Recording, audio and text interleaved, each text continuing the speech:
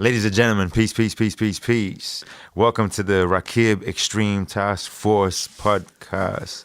This is your co-host, Matuse. Peace. And I'm Abubakr Mahmoud. Thank you for joining us for the episode 5 today. Yeah.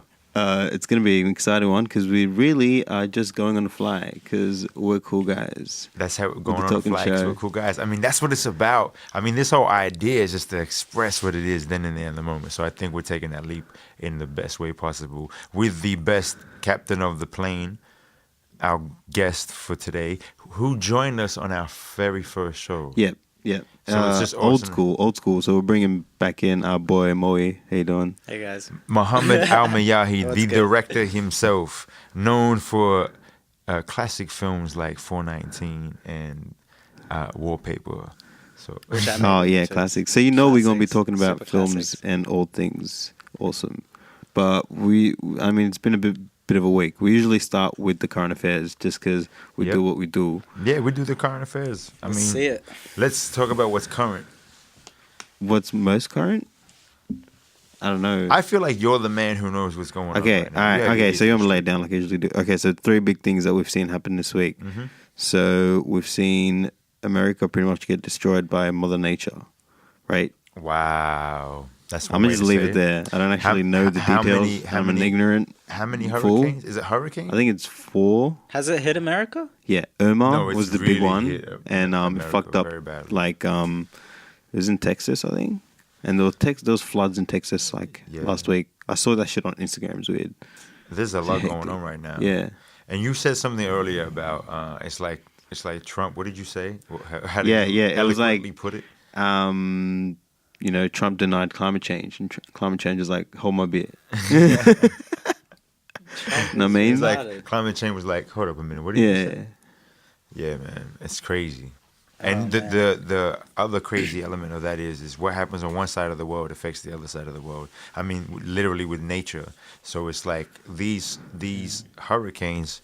One's got to think, how will it affect people here during summer?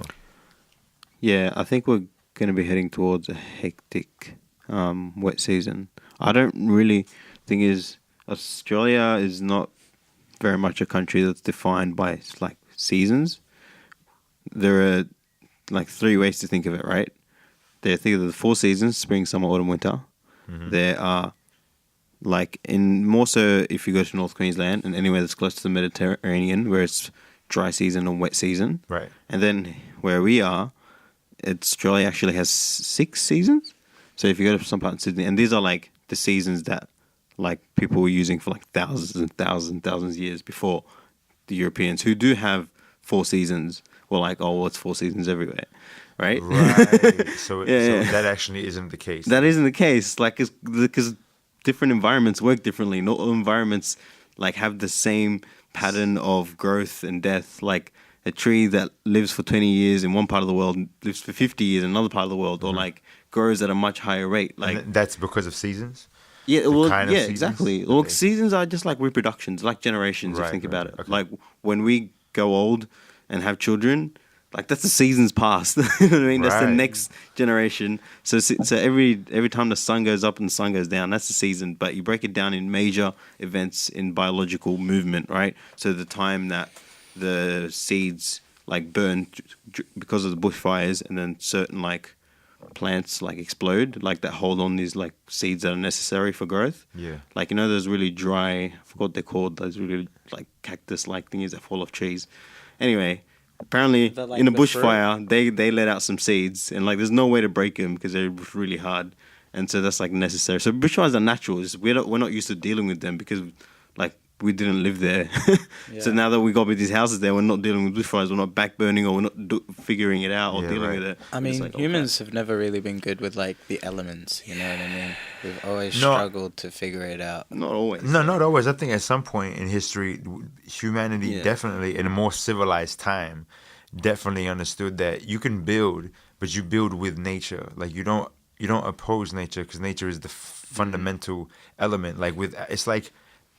You don't like, you need the ground beneath you to stand tall. So you don't go against the ground and then expect to still stand tall.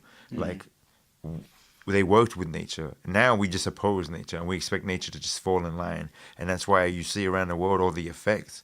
It's like, it's just crazy because it's at a level where it's rampant. And you know, the hurricanes is one thing where it becomes traumatic and it becomes something that we're faced with because it's an urgency, because people are affected immediately. But when we talk about the fact that bees are becoming like near extinction, no one's affected immediately, so there's no chaos to it. But the world in and of itself is in a traumatic place. Like Earth is going through severe trauma, and it's only getting worse, that trauma, right? So there's going to be a reaction to it. And something that Hamza Yusuf once said was that the earth is like a reflection of the state of people. So if the earth will show you what's with people, and if you look around the world, the animals that we hold in such a high regard that many like cultures have always looked at as terms of that had value. If you were called like a lion, it meant something, or you were as courageous as a bear. Like these are animals with esteemed characteristics. These are the animals that are going extinct. And the animals or the creatures that are thriving are creatures that are like the rats and the rodents and the cockroaches and the ibis. What's the one in the water? What's the thing in the water? There's a lot of things in the water. Oh, I know, but like it just bubbles around. Jellyfish? Yeah, so the jellyfish, right? So a jellyfish is spineless. It's brainless. Some jellyfish are considered like eternal. Some people are like, they don't actually die. They just kind of flop back into themselves. Yeah, well, they're spineless. That's so weird. For a few times, essentially, they die. But yeah. They're spineless, they're brainless, and all they do is consume in the ocean. Yeah. So, like, you're right, they don't ever stop. So humanity is becoming like a jellyfish.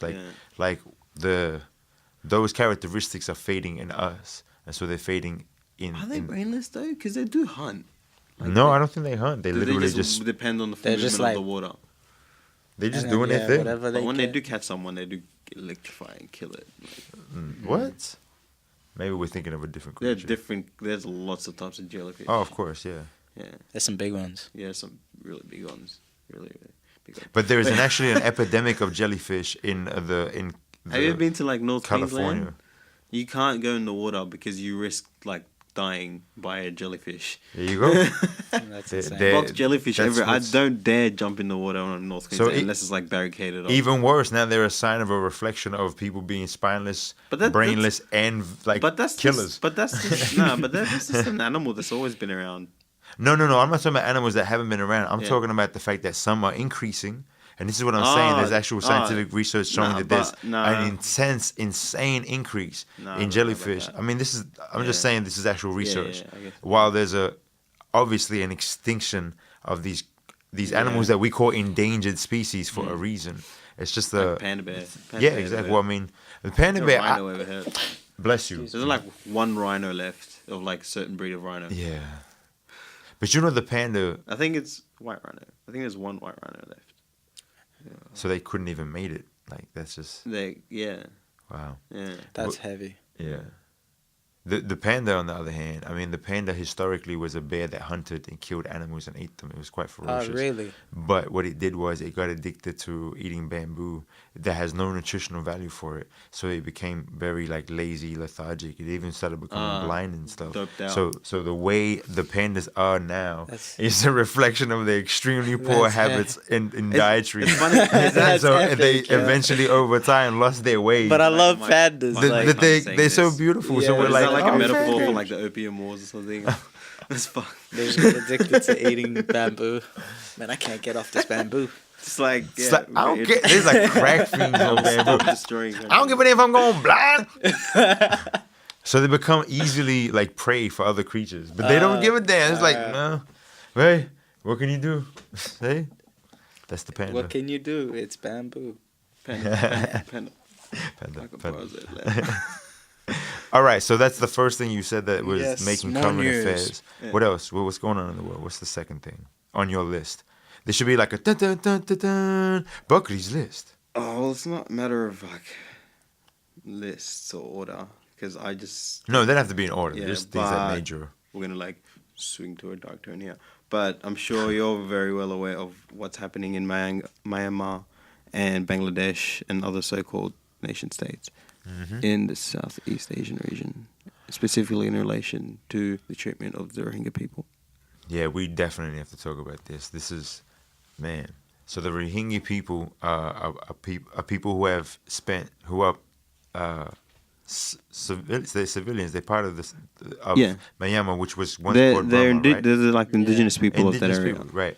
And they're being literally ethnically cleansed from the government down. So it's a government sanctioned thing. They have no issue with it. The army is backing it and supporting it and literally acting it out. Yeah. The people are as well, and it's backed religiously by extremist Buddhist monks who... It's textbook ethnic cleansing according to the UN officials. Textbook ethnic cleansing. They're slaughtering, like, some of the stuff that I saw, the images, like, I literally cried. That's really like that heavy. shit really messed with me, man. Like dead ass. That's like you're seeing kids that have their heads chopped off, or that have been stepped on, or that are being hung, and it's like, how could you hate another person so deep that not only would you attack like a man, you would attack a child in such a crazy way, and it's like no one's doing anything. And you don't even hear about it. It's interesting. It's like, this is only crazy. People revolting are sociopaths. The only people who, you know what I mean? You only see it on like social media. I think that's the thing though. We gotta, like, for me as a Muslim, like that, you gotta start sharing that stuff and like actually. That's the only way I've heard contributing. Yeah, that's the way I found out about it too. Social media, through people. Like, I wouldn't have found out about it if it wasn't for social media, YouTube. You know what I mean? Like. Even, like, I don't know if Vice has done something on this, but I haven't seen a documentary on it by Vice. Like, I seen some Muslim brothers, like, actually go there and, like, contribute and actually pay attention to what's going on. But other than that, like, I literally don't see anything that's happening. The only country that has done anything is Turkey, right? As far as I know. But what can... As in they've... I mean, that has even really what has Turkey done? Genuinely acknowledged it. Well, I mean, Turkey came out. I think they said to Bangladesh, take them in and we'll pay for everything. Yeah. And the president also said that, like, he called out other governments, like, why isn't anyone stepping in? Yeah. And he said that government in Myanmar is backed by Israel. Like, these are the kind of things he was saying. That's insane. So it's just interesting. You don't hear from anyone else. The Arab Nation League. Yeah. I haven't heard of people. And so it's just like overall the world, from media to just like nations and governments, and just like, why is no one talking about? I think the word ethnic like cleansing. The thing is, like, people like nowadays are expecting Arabs to step in and do something for Muslims, but I just think, like, the idea of Islam, even in Arabia right now, is, like, not good. Like people are just not dealing with Islam properly. Like, and I think I said it last time I was here, but it's all education, man. Like, people need some education. Man, Arabs do to Muslims what, like, Nazis do to black people. You know what I mean? It's fucked. Like, they literally enslaved them, and they literally... it's do some horrible shit to them. Yeah. It's definitely there's a lot. I mean, I feel you. There's a lot of people have lost their way in the essence of what it meant to actually represent something that they believe. It's the become most more about culture. Yeah, and it's just it really divides faith and language.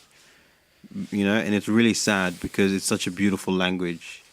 Yeah, but it's the people who use the language that are the definition of evil. Yeah.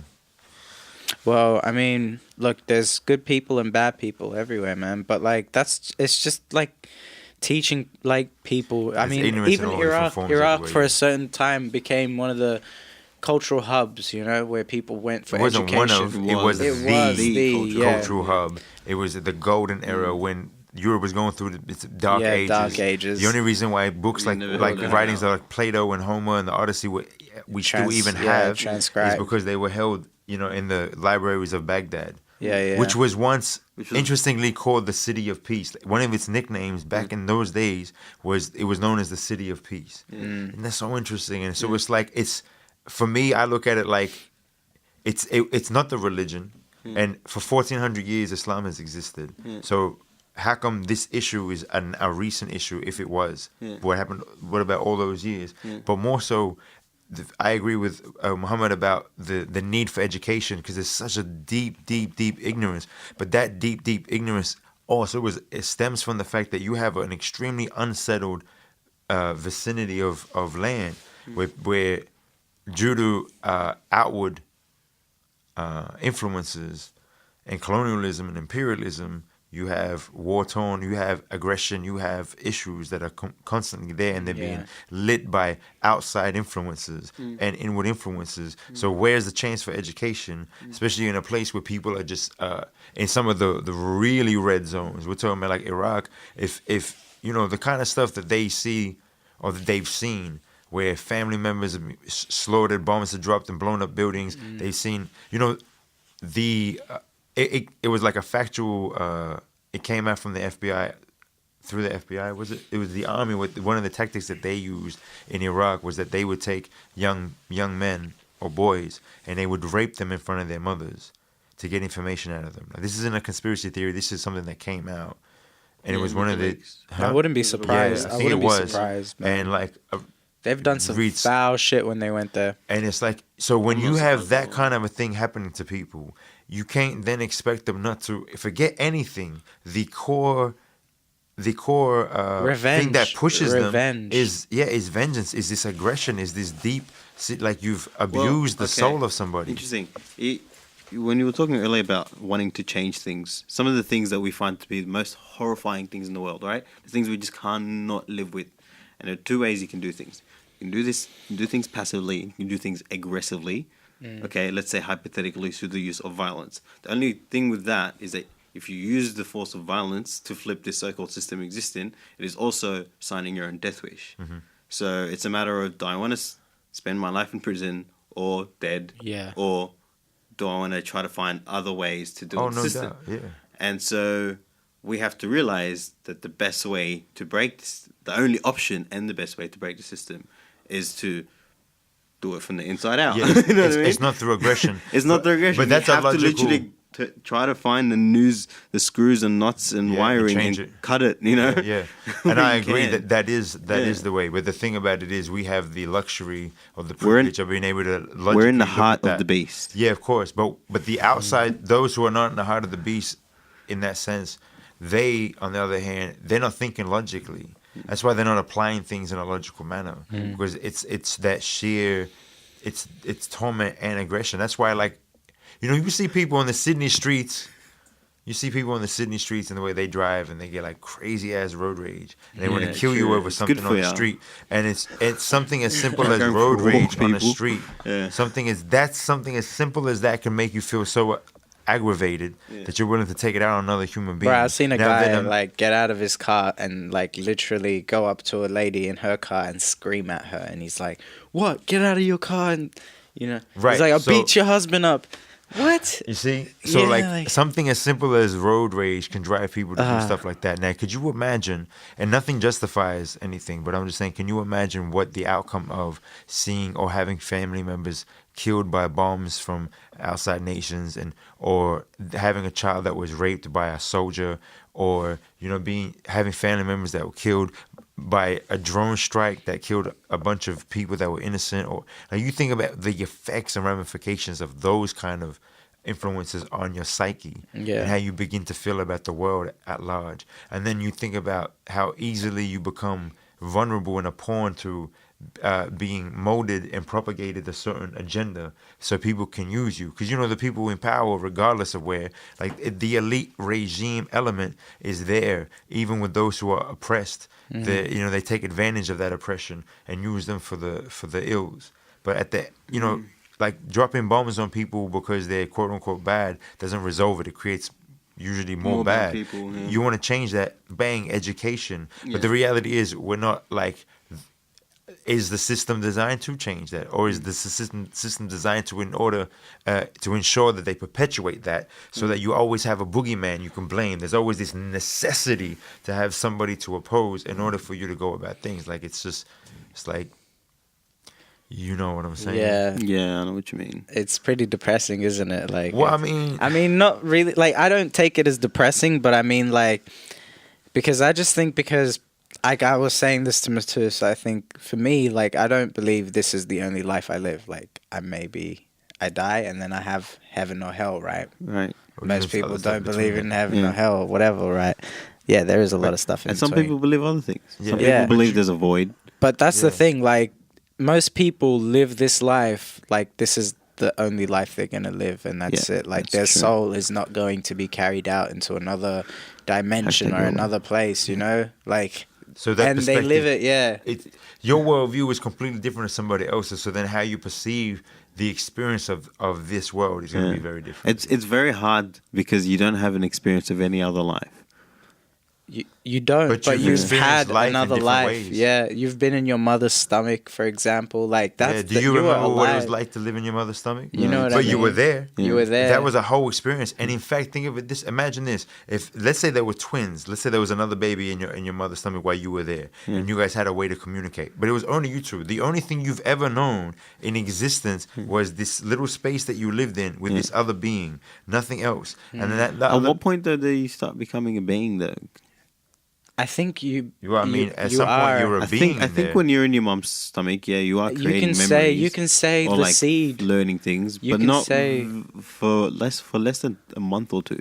You know, okay, but even for that month or two, that's an experience because time is relative. Yeah, time is relative. That month or two felt like for a child compared to what we feel. We think that our lives are so long, but then you go into different spheres of space, or even in the metaphysical idea of different realities. Okay, the tradition is that on the day of judgment, for example, a mankind is questioned how long, like, were you alive for? And the feeling is that you were on earth for a day or part of a day.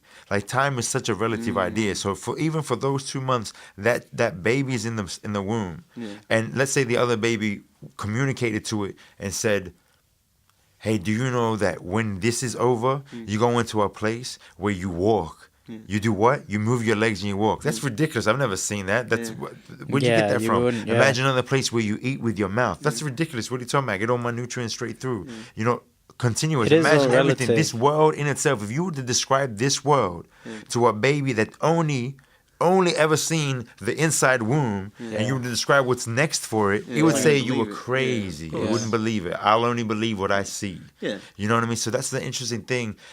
So it's not so irrational for us to expect something else because we've already had that. Yeah. Like we were in the womb, and we don't ever consider that we were beings, but that's only because we are so trapped in this sense that we even cut out that portion of our existence. Yeah, I know. Because you were a real being. Yeah, we can value it in hypothetical or in theory, but not in practice. Not in like actual. Okay, I know this is the case. Is this more like, okay, yeah, I could have experienced things differently. I'm still at the same situation. I don't actually know. You know what I mean? What do you mean? Yeah, I'm confused as well. Well, like what? I think I get what you're saying. What you're saying is like, I just want to be more. So clear. the kid in the room, right? Yes. It makes sense that for that initial kid not to know, right? Because they're just like, I have no other experience with this. Yeah. And so right now it's the same, yeah. But in any case, there's no actual possibility of verification. And there won't be any possible verification with after you die. There's still that lack of confirmation, which is cool. Which is what we kind of all recognize in that. That's why we try to fill that answer with what it is we believe, and that's why people vary in what they believe. So that kid could have said different things because some people believe when they die they get reborn as a butterfly. No, you know what I mean? That kid could have said different things, but that's the whole idea. I'm not talking about the verification of it. I'm merely talking about the rational concept of it. When people perceive it to be irrational or illogical, when the reality is it's actually happened. So it's something that isn't theoretic. It's a physical reality. It happened. You were in a womb without consciousness of what's next, and you would never have guessed what's next. You can't deduce the kind of consciousness you have in that womb because if you speak to a child in the womb or you sing to it, it has an effect. Man, if you sing or speak over water, it has an effect to change it. Human being is a majority water. Like it has an effect even in the womb. So you're conscious at some level. Do you know what I'm saying? So like that's a whole nother experience that you can't go back to. As well as you that, can't ever try that again. That was there. You know what I'm saying? Like that wasn't real. That's not a. It's like belief in like say heaven or hell, right? Like why do I believe that? Like I know the word here is belief. Like what you believe. Faith. Like You know, exactly. It's a you belief believe factor. something, but belief is always going to be based on something. Something. You know what I So mean? what you base it on then becomes That's the thing the that is important deductive. part. It's like, well, how do you validate it? Because it's not just about people are going to have a perception of what they believe, but they're going to base it on something that validates it for them. I could believe that I could, you know, speak to, like, my avatar previous life. You know, like I could believe that previously I was this guy, and prior to that I was the same guy. But like, what's that based on? You know what I mean? I gotta have something to base it on. Yeah. Like if I'm saying heaven or hell, right? Yeah.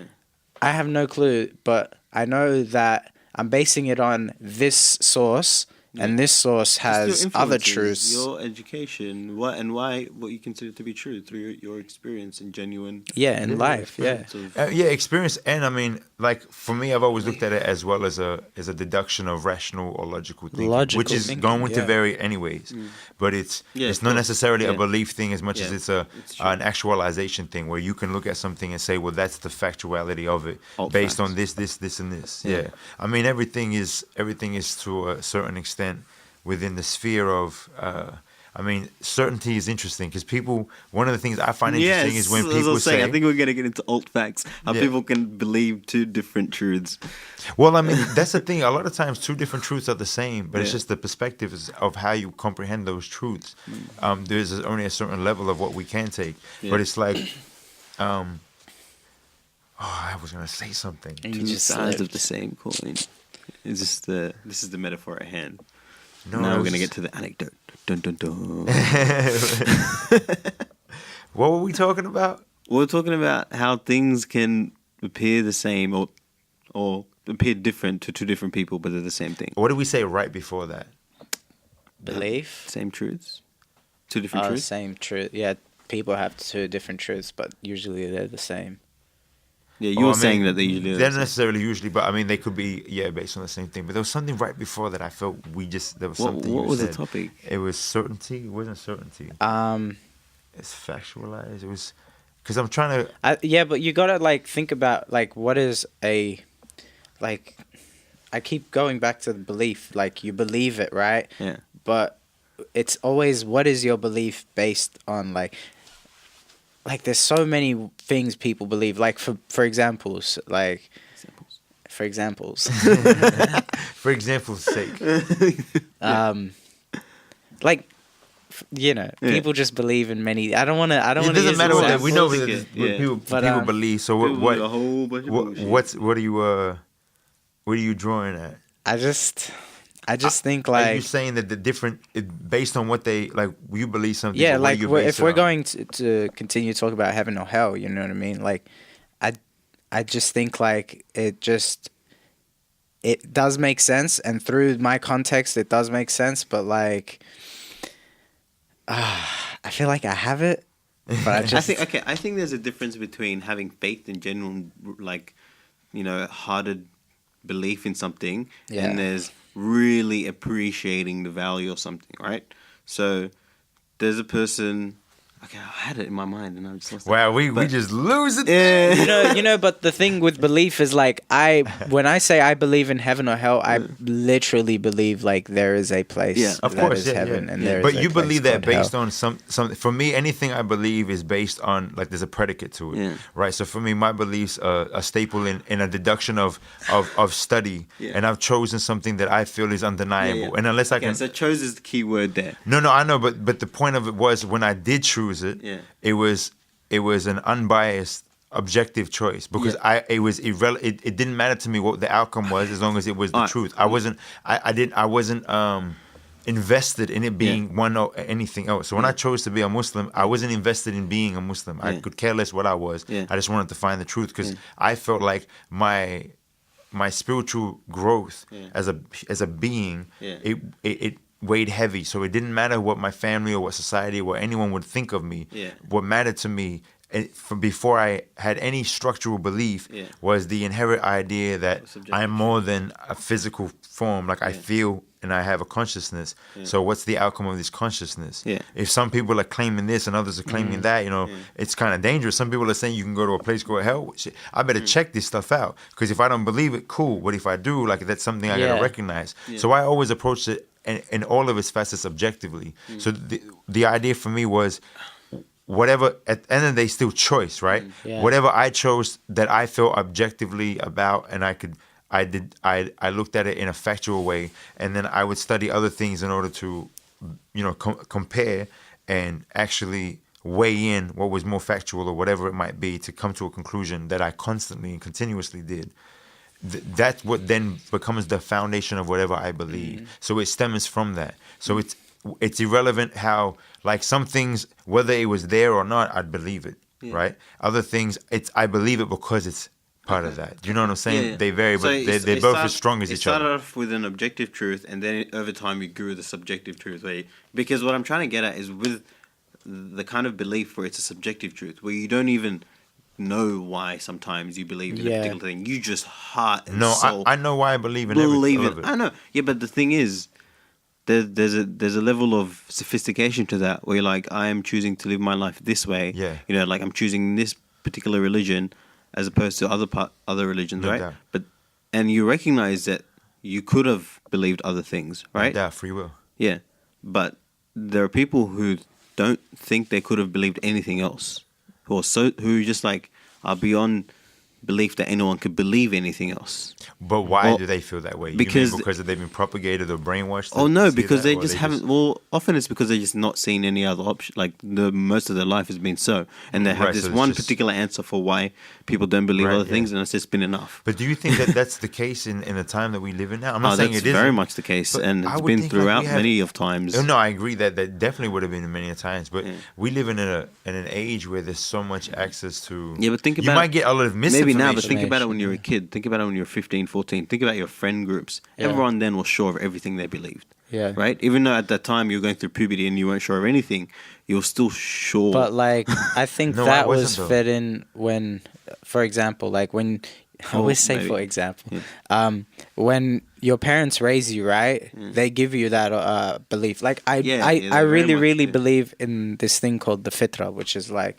your natural state disposition. Yeah, like the natural state you were born into as a child, and we see it with all children because you're always innocent. You know, it looks like you have a connection to the Creator, because when you look at life, you're like, wow, you know.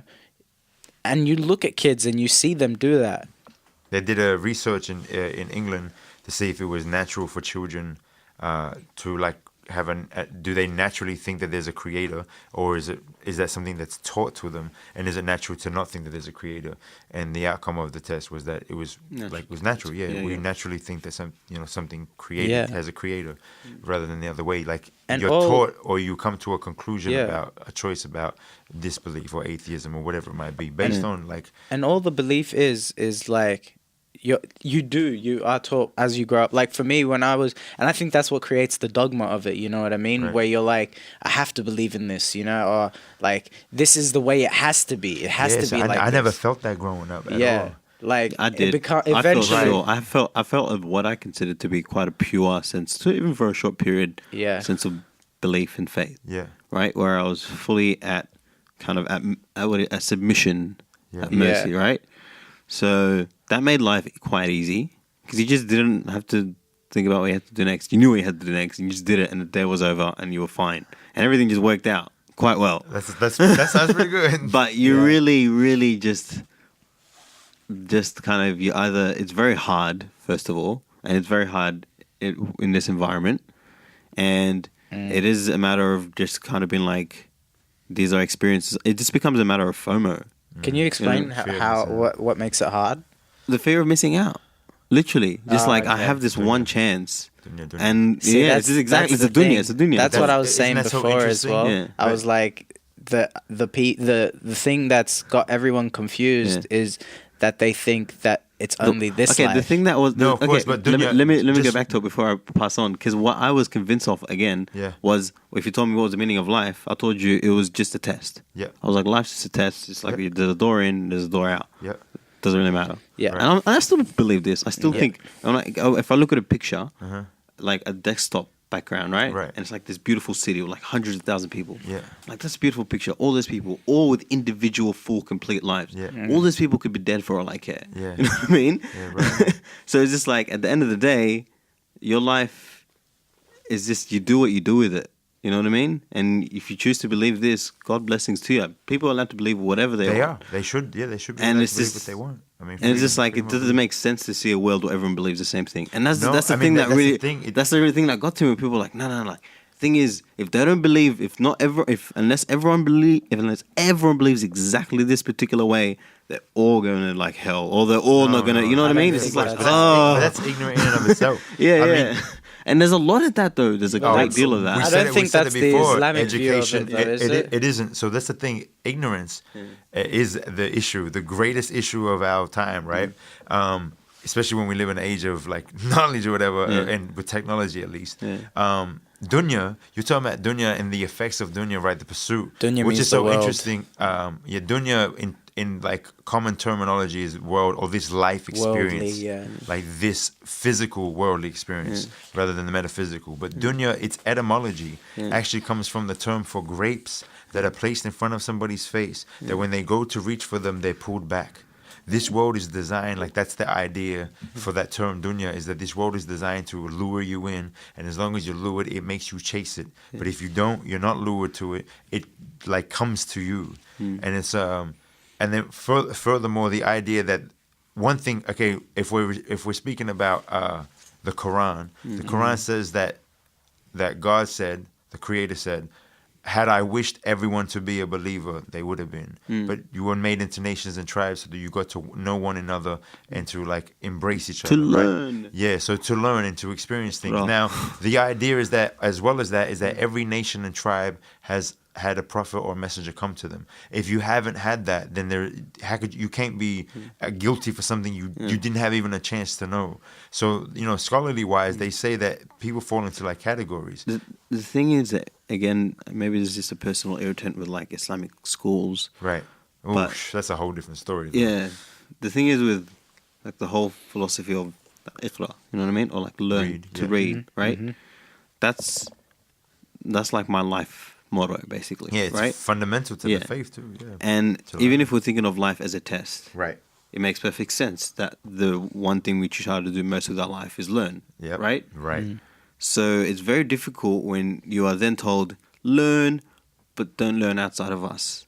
You know what I mean? Yeah, but that's Let's learn from us. yeah. We'll give you all your information. Yeah. You don't need to know anything else. But that's not the traditional exactly. way. But yeah. you see a lot of Oh, that you as see- well. I mean, I'm just saying. but- Is it just but you see that now because ignorance is rampant. Man. Yes, It comes right back it's down like- to it. ignorance you is know, power now. if we go back to the city of Baghdad in the Golden Age, Yes. then you know that they'll take It's it all in about the everything. scientific methods. Bring All about it, bring it. You peer have something review. new to say? Yeah, Bring we'll- it. You we'll got a read new it all. philosophy? We You got will a get book? all of you to read Yeah. it, and everyone will read it all. And then we But will the discuss thing it. is with that was that they also questioned everything Yeah, they that they did. brought in. You know what I mean? They questioned There it was all. debates. 'Cause they had haq. There was a man. second. There was They a had certain truth, but standard they of weren't truth. afraid. You know, there was a very Yeah, standard exactly. of truth. Like there were some things they wouldn't even considered. You know, they were like, "Well, this doesn't make any sense," or just like, "This is not." They used it to can't have even be written. debates, and Yeah. people used to, and debates, like you debate like with an atheist, and you weren't gonna kill each other. Yeah. And imagine that, like You know peaceful what's as. awesome when I hear stories about, like, for example, Abu Hamid al-Ghazali, who was the head lecturer in Baghdad. So it's the equivalent of today being the head lecturer at Yeah, the Harvard, dean, right? yeah. So his lessons, and this is the thing, their quote-unquote celebrities were people who were of their reputation was Of education, due to their intellect, sophistication. their Of course, thinking, it makes perfect right? sense for that. So he would have So when he would interesting. teach lessons, he had they literally said in one lesson there'd be like a couple of thousand people that would come to a lesson. Oh, man. So he had people.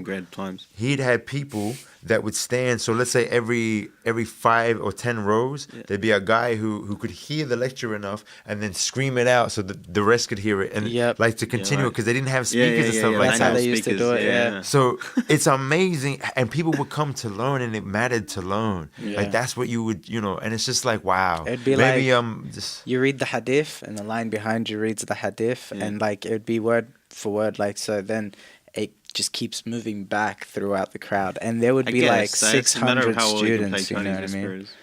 No, but that's the thing.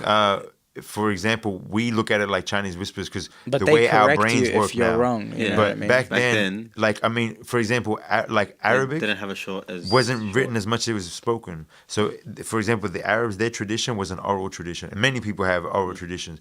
So they used to say, like many of them, they would memorize things like this, as in Umar.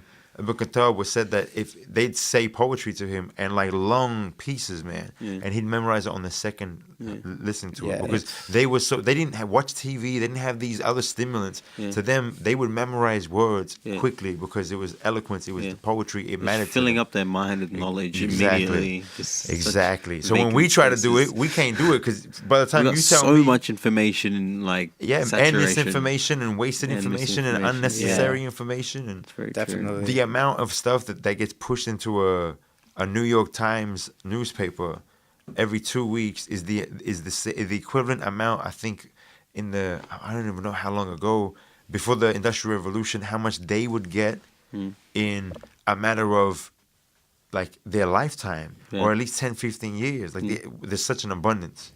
But anyways, I think we should take a short break. And we'll come right back with some more extremes. We're getting it popping. Peace. This program is sponsored by the Raqīb Taskforce. For more information, go to www.raqibtaskforce.com. Assalamu alaikum. Welcome back to the second half of the 5th episode of the Extreme Podcast. I'm your co-host Abubakr Mahmoud, and today I got my friends Mohammed and Matuse, and we're about to friends, huh? We're just hanging out. That's what this is. What's good, Bakri? Not much. So we were talking just earlier just about a couple of things, but I kind of wanted to come back to it. One, the Rohingya people. If you listen to this, please go out there, check out what's going on there, spread the word, each one teach one. We really need, like the media is not doing their job. We need to spread awareness. We need to be the voice of reason. We need to be the voice for the voiceless. We need to make sure that people out there hear about what's going on to them and spread that. And as well as that, we need to be funding. And if you can give anything, give. Do give. I just wanted to make sure we said that because it's so important that we support. It starts with the people. That's the thing about it. For me, it starts with the people. We have to apply pressure in order for those who are in power to kind of feel, that there's a necessity for them to do something about a situation. So it's important. And the second thing I wanted to say is coming back to the people who were affected by all the hurricanes and the floods in America and anywhere, man. Like right now, if we look around the world, it's in a crazy state. So like, I just wanted to send I feel like we needed to mention that because we kind of went off on a tangent. That's what we do. We're tangent makers. Even if we admit we're a bit ignorant in certain current affairs. Oh, we never said that we weren't ignorant. We're just saying that we're just people who was talking about things that are going on. So I mean, I think it's good that we're just highlighting what's happening. And May the 4th be shortly back on the come up, May they be shortly. Wow, that's one way to say it. And then Bakri, we spoke about the hurricanes and just the weather.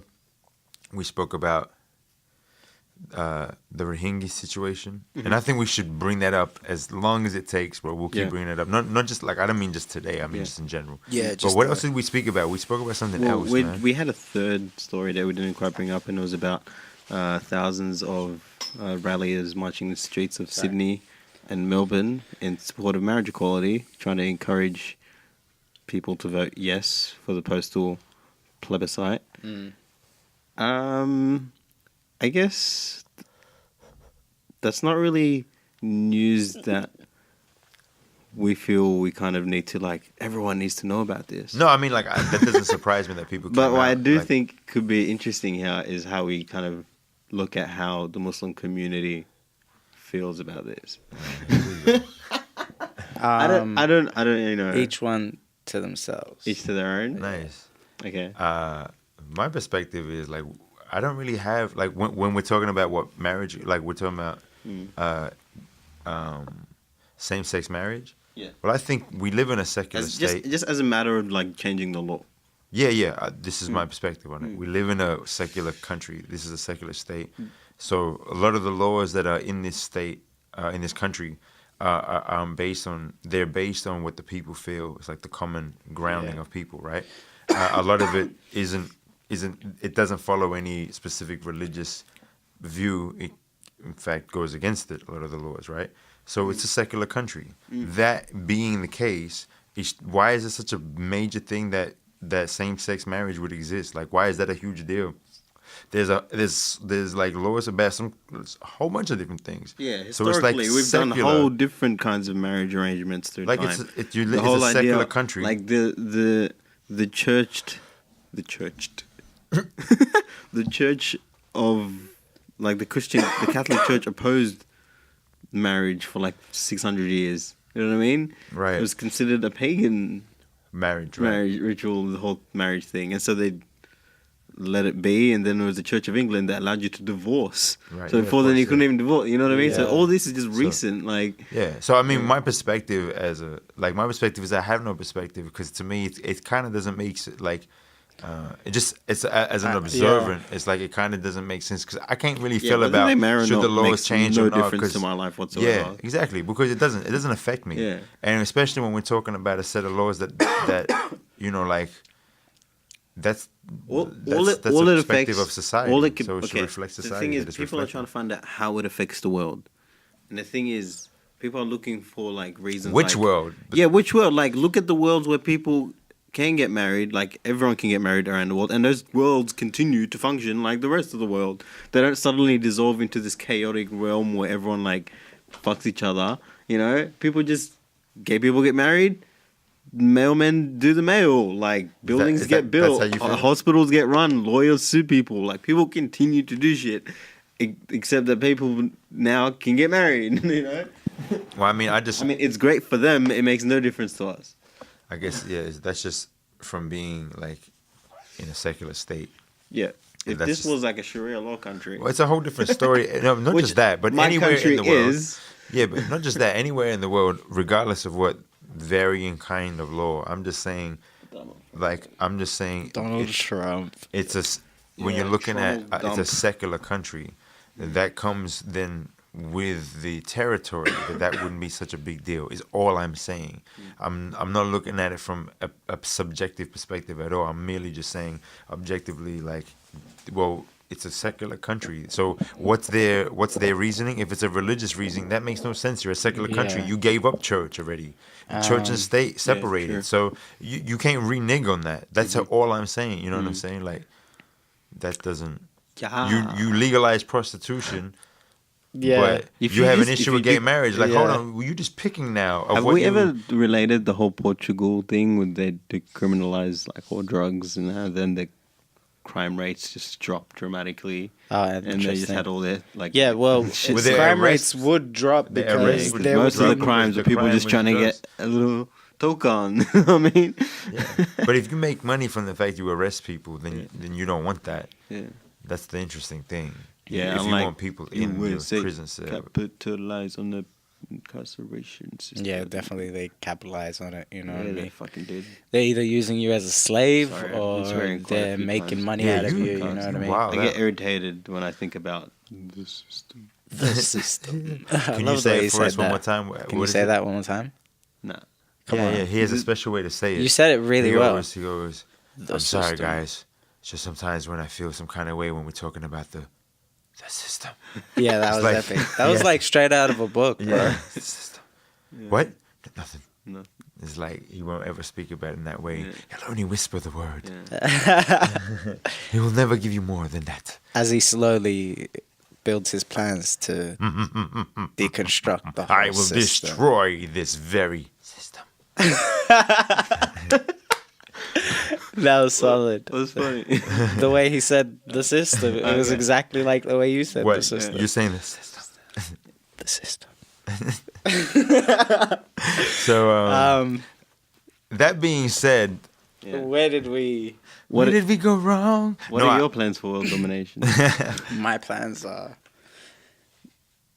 Actually, how about we go back to the topic we were on, What's that, Mahmoud?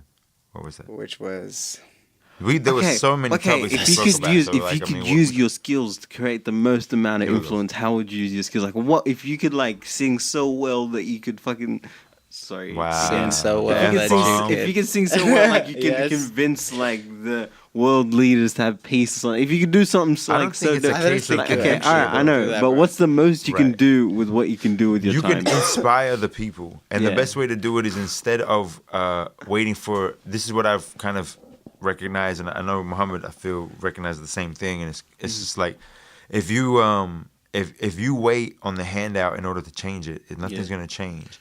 If you wait for the perfect role or the perfect opportunity, you gotta make those things. So for me, the best way to change the system is by using the artistic elements that I have, whether it's music or writing or painting or film, which is pretty much where I've placed myself and everything, being a published writer and Well, this is what I was coming at. I'm like, Hey, fist come at bump me. me. so you use your Yeah, elements. fist bump, don't hold your hand. Oh, my bad, brother. Fist bump for Fist bump. the book, man. Go get that book. Go yo. get that Traveling Strangers book. Yes, please. By Matuse Peace. Go cop that book. I got books. If you see me in the street, $4.19. it's Yeah, 20 that's on bucks. I got YouTube. books. If you see me in the street, Traveling Stranger, going for a cool, crispy 20. Books. You know.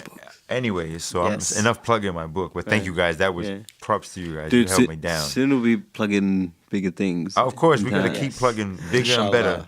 So that's the whole premise. The idea that you use your skills and you just create opportunities.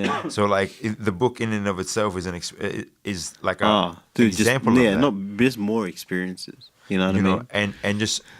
and then actually taking control. So like for Muhammad and I, the idea of making our own films, creating our own shows, and being able to express it. Same thing with you, Bucky. Like the idea of having control. What we're creating a skit show, and the idea that we can write it so we can express our views instead of waiting for somebody to write it and hoping we get the role for it or something like that.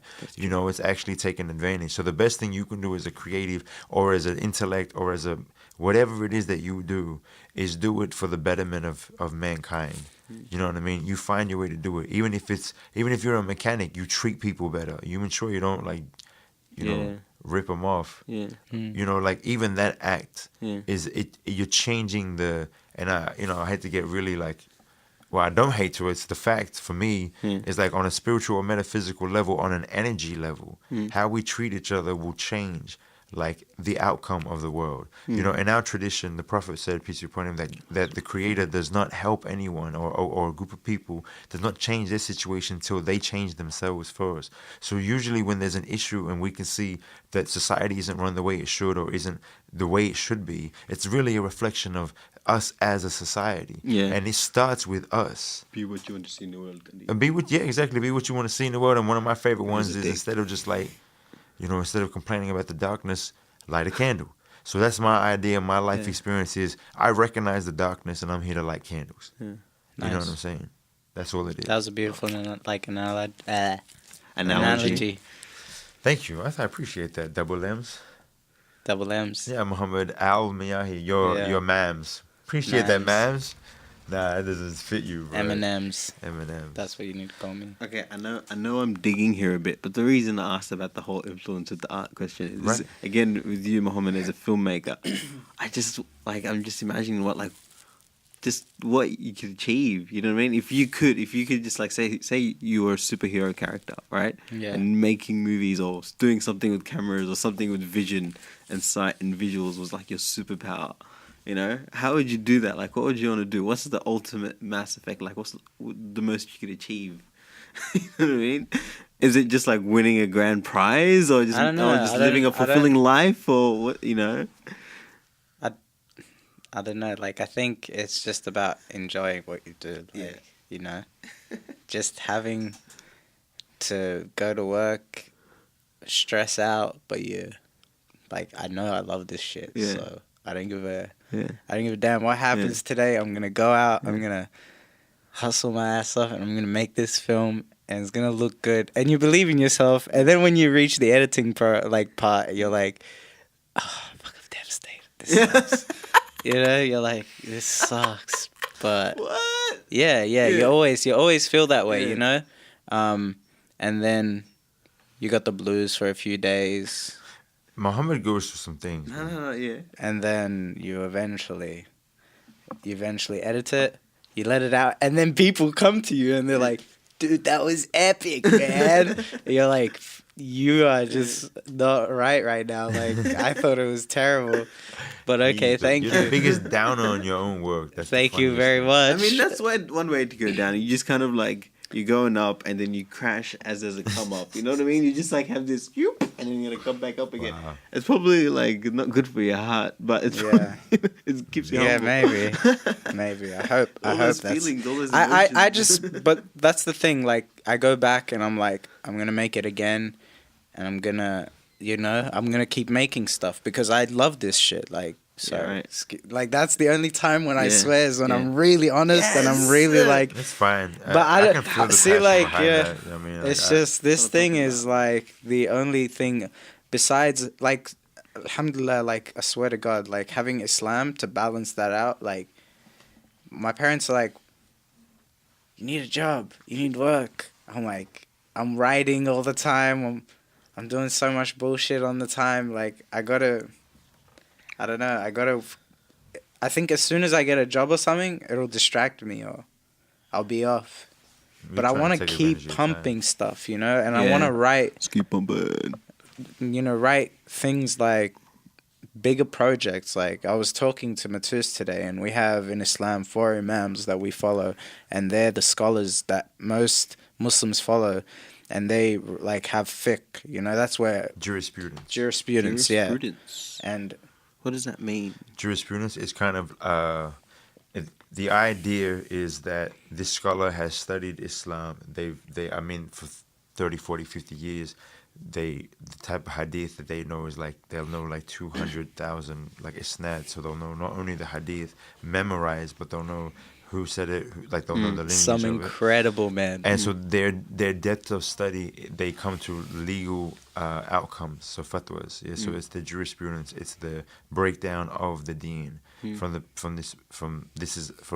so these scholars with like the greats of all scholars, because of sheerly of what they learned. Like some of these guys, at 9 years old, they had memorized the Quran completely. Books, At 15 years old, they were teaching grown men. Yeah. Do you know what I mean? Like they were just blessed with this ability to learn and to retain and to express and to think things. You know, so their perspectives pretty much shape how Islam is applied in like the Sunnah wal Jama'ah. So Muslims from all around the world that follow the traditional way, they follow like a school of thought. That's what it is. And so they agree on like the fundamental things, foundational things. There's never no question.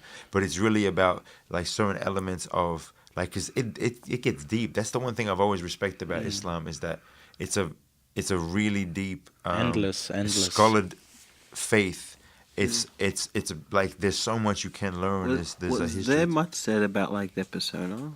Yeah, there's so much about them. These people, that's what's beautiful. Like, they you were can learn amongst us. So were they like introverted people? Or no, I think they were very extroverted and outgoing. So they had to get around. A lot of them got like tortured by the governments. They got like in prison. They went through hard things, but they stood by their faith. Yeah, if you study about these people, like some of them, like they were literally tortured continuously. Yeah, because of their spiritual standing, they wouldn't bend to government. That was the interesting thing. The people who were in power wanted them to take a perspective that these scholars to agree with the perspective that so like there would be a caliph, right? And the caliph would say this is the perspective I have, but you're a grand scholar and everybody listens to you. So if you validify this, then I'm good to go. You know, I'm good to do whatever it is that I want to do. Yeah. So these scholars, there would be moments where they would disagree with the Caliph. So they would, you know, clash. And they would stand on it, even though it meant their lives or it meant their... Like, I was reading about I was watching a lecture by Umar Sulaiman on YouTube, and he was talking about Imam Ahmad al-Hanbali. And there's four. There's Imam Ahmad al-Hanbali, Imam Shafi'i, Imam Malik, and Imam Abu Hanifa. And Imam Ahmad al-Hanbali is like, for me, I think he's the youngest of them. Imam Shafi'i was his teacher, and prior to that, Imam Shafi'i has a dream, right? And the dream says to him, tell your students in Baghdad or that area that I'm paraphrasing, right? I'm not a scholar. So he tells him, tell your students that the Quran is not a creation. It's not created by man. It was given to man by God, you know? And that's a dream Imam Shafi'i had. So he wrote to Imam Ahmad, and Imam Ahmad gets the letter, right? And then they eventually have this random scholar, right, come in, and he starts teaching that the Quran is created by man. And that's the view they want to start giving people in the Islamic Ummah. Like from the government. Yeah, from the government standpoint. And so they want to validify it. So they get Imam Ahmad to come in, and he says, no, the Quran, how can I ever say this? How can I ever say the Quran was created by man? How can I ever say Muhammad wrote this Quran when it was given to him, an illiterate man, like, you know, it's revelation, like, and they wanted to convince him to say that, and he wouldn't say it. They tortured him, you know, they would torture his legs. I don't know how long they kept him in prison for, but they eventually got to a point, it's said in the letter to him that it'll eventually get to a point where everybody disbelieves, but that one, like that you know? Like, I think the letter was sent straight to him, or it was sent to his students. I don't remember. But yeah, like eventually Imam Ahmad becomes the only one that stays in the prison, and he's like, I'm never gonna say that this was created by man. You know? And then eventually everybody agreed to it. Like, they're like, oh my God, he's right. Let's just let him out. Why? Yeah, they all had some very interesting stories. So the whole premise of fiqh is that it's their scholarship is their stories of what they've Imagine that now as an epic TV show. Yeah, some guy granted to people. To his word. Like, you know, and see, that's what we need there's to be doing. miraculous moments between the lives of these people. Like, one dies, one is born. On the same day. On the same day. So when one died, the other was born. Decides to take up fiqh, when one dies. One of them changed their life around and decided to go into scholarship. Yeah. He didn't know that person had died. So like, it's like that blessing that was given to them to learn the way they did. Once their physical form ended, it was given to somebody else received that enlightenment. Yeah, so they weren't always like they came into. Yeah, no, most of seek them weren't knowledge. Like, they weren't humans, Arab. Like they men. were coming from other places. They were from different areas. But they were just revered because you got to remember, we're talking about when, like, traditionally education and being knowledgeable put you in high regard. There's a story of a guy who was taken as a slave. He was taken prisoner and as a slave, and he was taken to West Africa in Timbuktu. This is back in the days, right? And he was given as a servant to somebody, and that person heard him like teaching and speaking, and was like, "Who made you a servant? Like, how could you be They freed him. By the time they realized how much he knew, because he was actually a scholar, they put him as the leader of their religious, like their whole religious schooling. Like in a month's time, he went from slave to leader, solely because of his education. Yeah.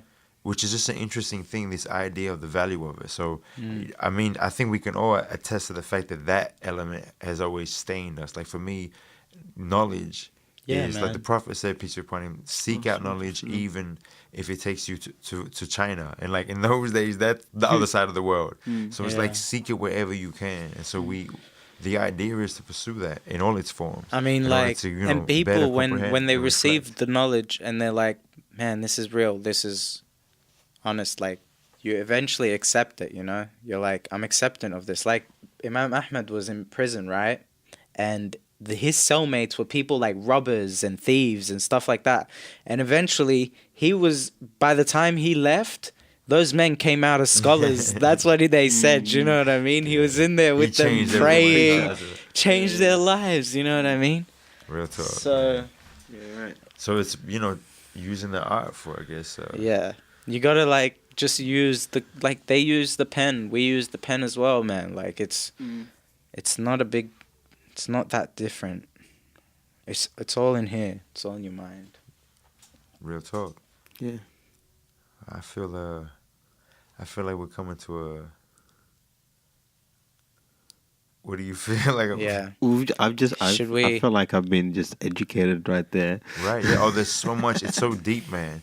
Like I'm Should telling we keep you, doing Like, this? the whole thing, I asked like 1 or 2 questions. Y'all just laid it down. Like, Well, we gotta understand this. and we're going very Yeah. shallow on it. That's one of the things. We're not even scholars, though. Yeah, you know I need what to I know mean? these Yeah, stories, like, though. I need to know more stories. Yeah, I'm like, of I wish I course. knew more stories, just general Oh, stories. like, And there's so much. The amount There's of so stuff, much. yeah. And there's so many. One of the things it's the tradition is rich with characters and with stories. personalities because it's recent, somewhat history. Yeah.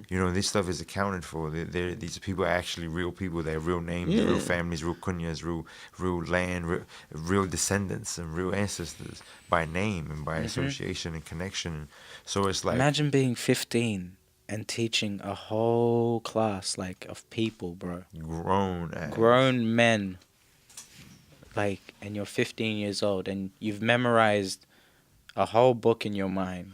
I mean, I'll tell you about Mozart, like, memorized. Mozart was, able to play music. Yeah, genius, man. Genius. He was such an interesting man.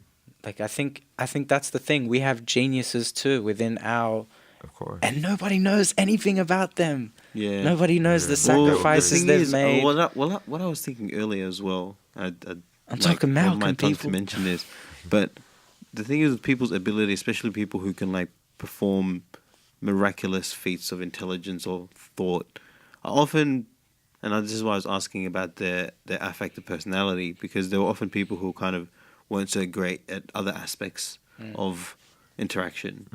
So might be horrible communicators to the point where they just can't really have a conversation. Yeah, right. But they can memorize like poor social skills. textbooks, for like millennials. You know what I mean? Yeah. And the thing is, now, like, we have institutionalized people who have these, because we call them crazy. Yeah. So now, if you're no longer just a person who's just difficult, you know what I mean, or is just different, or just how you are, but like we figure out how to get along with you. You're just crazy. Yeah. We just cut you off. Yeah, you go sit with a therapist. Yeah, or a psychiatrist. you just go to the crazy room. Everyone has something, right? Like everyone can. Yeah, fit and into when we're all just hiding our crazy, we're all just like trying to play normal. That's why we have the habit of, needing to be assured by others, to be validated all the time. Because if we lose that validation, we're crazy. We feel like we're crazy. We feel like no one understands us. From that. There's nothing wrong. So we have to latch onto people's approval to get by, and that's fine. So interesting. But we only have us in connection to each other. You know what I mean? Yeah. It's only us who judge each other. There's no third party. We've built institutions that tell us how to think of each other. We've built media platforms. We've built, prison systems. We've built hospitals. And everything's connected, but it is, Of course. Everything is connected. And yeah, I guess, I don't know. Sometimes you gotta try to like look at them and look at how you fall into place and look at how often there's very little you can do. Except try to look at it differently. And try to eventually find out how you could live your life and and do your actions and spend your time in a way that fulfills your genuine perspective that you want to have. You're like, I'm okay with looking at the world like this because I feel like is doing the best that I can. And sometimes you gotta realize that the best that you can do is the best you can do, but it's never gonna be good enough to actually make a difference. You know what I mean? How do you define it's always difference? gonna be like it's gonna be always in relation to how, because there are things that happen in the world, and there's how we react to those things. Often, if we just change how we react to things, our world changes. Definitely. Right? Yeah. So at some point, we choose the level of interaction we're going to have with things. We choose how long we watch the news, right? No doubt. We choose how long we spend chilling. No doubt. And so these are all decisions we make because we feel like, all right, this is enough for me to fall into my place and just be the greatest person I can be and make the most bang in this world that I can, you know, whether I value it or whether I don't. But at the end of the day, I'm just going to be a time, and time passes. You know what I mean? I'm just going to be this generation, and that's it. Like, yeah, but the last time I'll exist will be the last time someone says my name. The ink of the scholar. Not necessarily true. We're speaking of Imam Ahmed, we're speaking of Imam Shafi'i, and they haven't existed for 1,000 years. Yeah, I know. That's why they still exist, because we still say their name. Yeah, but you know, when we stop saying their name, they no longer exist to anyone. To who's anyone though? Anyone that we know. Yeah, but who are we to know anyone? They only exist to like the creator of us, no but they wouldn't exist to us. That's the only one to bother to exist. Yeah, I mean, when you talk about self-validity, or like, I mean, being validated by people, you'll never be, like you were right, we'll never be validated enough. Yeah. You're always looking for some sense of approval. Yeah. But that's why it's like, well, what do you... We're still irrelevant. That's what I'm trying to get at. Yeah, no doubt. But then, I feel you. I feel you. No, of course, because like we're like sands in time. Yes. Yeah, no doubt. No doubt, 100%. Yeah. But the interesting thing is that even in that, each one of us has a connection with the one. Yeah. So it's like there's two-sided, because you know what it is, in this experience in and of itself, you like a sand in time. Yeah. But that energy that you are, that subconscious, that consciousness and that soul, you know, that's traveling through, that in and of itself has a completely different form of connection. Yeah. It's just, that's the interesting thing. But it So would it's nice like, to have Jotang on this and Basha just like going, oh man, that would just be like, I'd let Basha hold it down. Yeah. She's raw with it. But like we said before, you know, God doesn't change the condition of people until they change themselves. So I guess you're right in saying, like, I like that when you heard that. Yeah. If we have an issue with how things are, we have to be the change in order to change. I believe in change. I think the thing about it is I have a lyric in one of my songs. It says, I thought I made it quite clear, you can't kill me because you can't kill an idea. And it's really the concept of you as a being have to recognize that you're bigger than the flesh and the bone, and it should be bigger than that in and of itself, because that will end regardless, right? Whether you use it or you do not use it, it's just going to end. But ideas, but concepts, but things that continue. It's like they say you can kill the revolutionary, but not the revolution. It's about implanting the idea. That's why in our tradition, the Prophet said, peace upon him, that the ink of a scholar is worth more than the blood of a martyr. Because, you know, when a martyr dies, no matter how big a sacrifice it is to have, you know, your life taken from you in the defense of somebody. But the scholar, even when they die, what they've written, what they've left, the knowledge they've left continues. Yeah. You see, so it's that power of what we leave behind that continues. Because it's like your energy is left within it, in that sense. May I digress? Let's talk about something just a bit easier. Oh yeah, definitely, because we should be, let's do that. Let's just talk about like TV and films for a little while. Yeah, I mean, that's the great thing about it. We go into these different little... What's good on TV? I'm watching Narcos and I'm loving it. On Netflix? Yes, season 3. Oh, goddamn. It's good. I just like to every meal, to every time I'm home alone and just sitting down, just like watching drug lords try to kill each other. It's just wonderful. Wow, it's interesting. Wow, I mean, I haven't seen the new seasons or anything, so I was thinking about getting into it, but your cosign, man. I gotta now have to check it out. It's not the most brilliantly written. No, I think I know what I'm gonna get myself into in watching Narcos. Yeah. But if you give it the cosign that it was good, like the first one was. Yeah, it ended Game of Thrones. No, I mean Game of Thrones is in a league of itself. Yeah. You guys watch Brooklyn Nine-Nine? Yes. I love that. I'm waiting on a new season. That's man. very good to like just switch off your very brain. chill. Yeah, exactly. How long does an episode go for? Like 20 minutes. Oh, yeah. You gotta watch Recess. I've been recently watching Recess.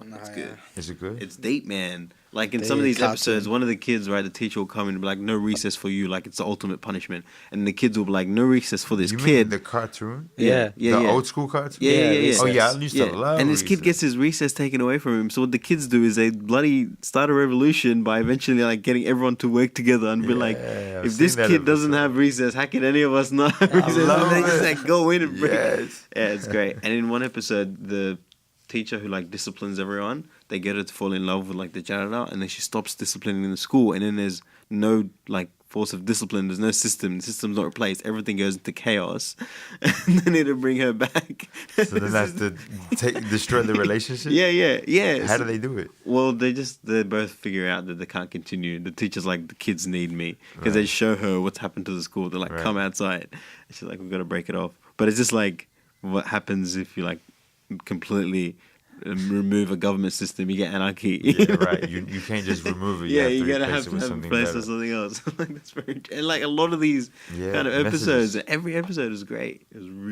really good. Like breakfast viewing, because it just gets your mind propelling. It's good. I like that breakfast viewing. Yeah. What about you? Have you been? I mean, I don't see you as somebody who watches a lot of TV. I mean, I don't watch TV, but Netflix. Yeah, I just watch a stream. You like stream extreme. it, right? You're extreme.